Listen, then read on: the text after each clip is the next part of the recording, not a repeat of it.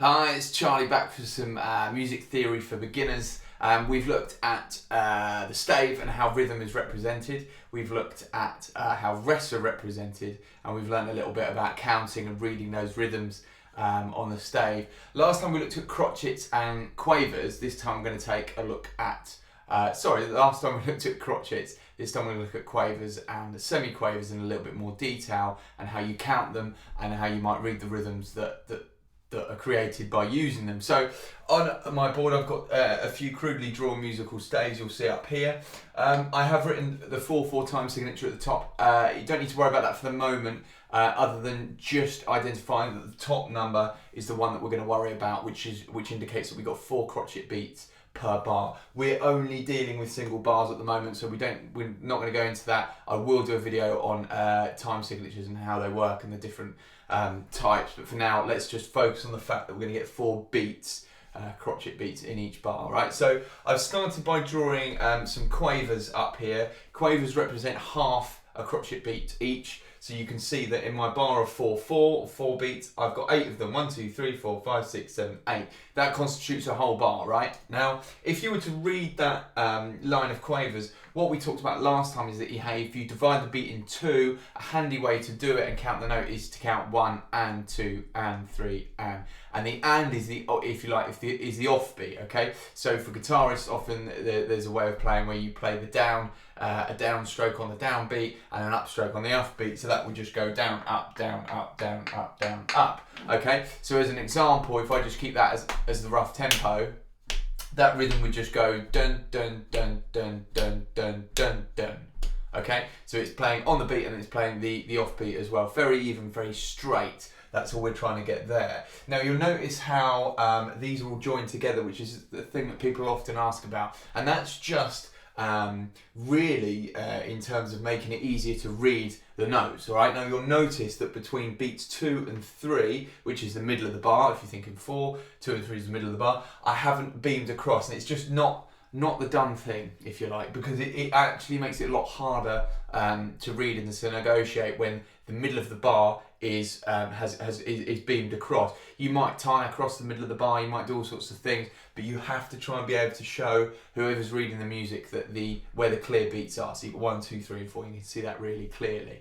Now I think we briefly talked about quaver rests last time, which are represented like this. I'll just delete that. Represented like this. I do apologise for the drawing, but we've got a kind of a shape like that. I don't quite know how you'd explain that, but that's what it looks like. So in this example, I've cut out the and of 2. So instead, on just after 2, we're going to cut. We're not going to play a note. So this is going to go 1 and 2, 3 and 4 and. So if this is your beat, you're going to go 1. So you're dun dun dun. Dun, dun, dun, dun. Okay, I'll cut out another note. I'll put that one. Let's cut out the and of 3 now and see how that functions. So with the and of 3 cut out, I need to do that. So we cut out the end of 3, and I'll just put a quaver rest in there as well. Okay, so you'll notice that I'm still keeping to the beam, but the quaver rest can just drop in like so, and that constitutes the quaver rest for the end of 3. So this rhythm is going to go 1 and 2, 3, 4 and. So if this is your pulse, you're going to go bum, bum, bum, bum, bum, bum. 1 and 2, 3, 4 and. Okay? Does that sound about right? So that kind of gives you a rough indication of how quavers can be counted on the stave. Now obviously it's about combining them with crotchets, with triplets, with semi-quavers. That's when it starts to get tricky, but you have to understand each of these individually before you stand any chance of being able to put it all together. So those are your quavers. Semi-quavers next. I've just drawn 1 down here, and again I'm sticking to 4/4, so I've left the rest of the bar blank. Semi-quavers are often divided with something I've always used, which is 1E and a. Okay, you've got to try and think of a syllable. As long as you could use anything you like, but as long as you're kind of accentuating where the 1s and 2s are, so 1E and a, 2E and a, 3E and a, etc. Okay, then you're going to be quite safe as long as you've taken care of that. So that's my 4 semi-quavers at the beginning of the bar. Now what you can do is start to, if we combine them for the next beat. So next beat, I'm going to have a quaver followed by 2 semi-quavers. Now to draw the semi-quaver, I always apologise for my drawing, but you've got a kind of double, what I think of as a double thick line there. So you've got your quaver, which is the single line, and then the semi-quaver is the line beneath, which just gives you, which indicates it's a semi-quaver. So semi-quavers are half the value of a quaver, or quarter the value of a crotchet. So there's 4 of them needed in a whole beat there, which is represented, right? So then this example, we've got beat 2, isn't it? 2E and ah, okay?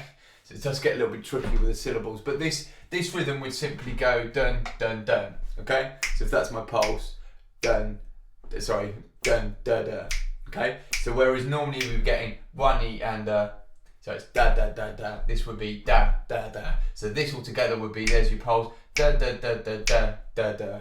Okay? So that it starts to kind of, hopefully it starts to make some sense. The key thing is that you're just dividing up the crotchet beat every time. You're taking a beat and dividing it in either by 2, which would be quavers, by 3, which are triplets, that's something else, or 4, which is semi-quavers. So we're just dealing with the even numbers for the moment. I'll give you another example. Let's take, let's have it the other way around. So for beat 3, we'll have 2 semi-quavers, sorry about that, like that. So there's 2 semi-quavers, so that's 3, E, 3 and I kind of count that out. 3 and sorry. So that beat would be, instead of so this would be da da da, okay? Because you got the 2 semi-quavers, da da da, okay? So we would now have da da da da da da da da da da. Okay, starts to hopefully make some logical sense for you there. So that's another sort of division we could have. And then here, what we can do instead, and I'll bring it in, it does make life a little bit more difficult, but we're going to pop in a semi-quaver rest. So a semi-quaver rest is the same as a quaver rest, it's the same layout, but you're putting a line across there to indicate that this is a semi-quaver rest, so we're resting for 1/4 of a beat, which is obviously not very long at all. We'll then decide that the rest of the bar is just going to be 3 semi-quavers.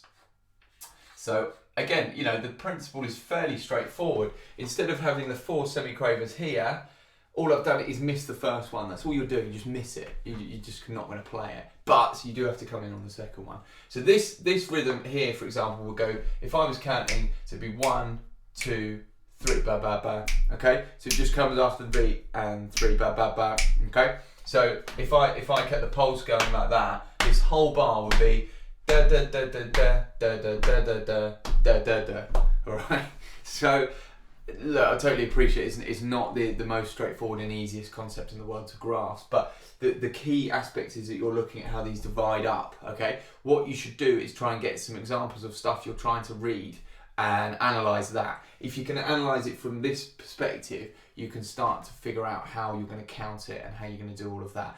But until you've analysed it and you've looked at it and you've taken it apart, it's very, very, very difficult to sight read something like that or even understand what's going on. So you have to kind of strip it right back, figure out exactly where your beats are. And again, look how I've laid this out. I've laid each beat clearly. That's beat 1, that's beat 2, that's beat 3, that's beat 4. There isn't kind of a confusion on it. That's why it's clear, and it's good to beam like that, so everything's really clear and even.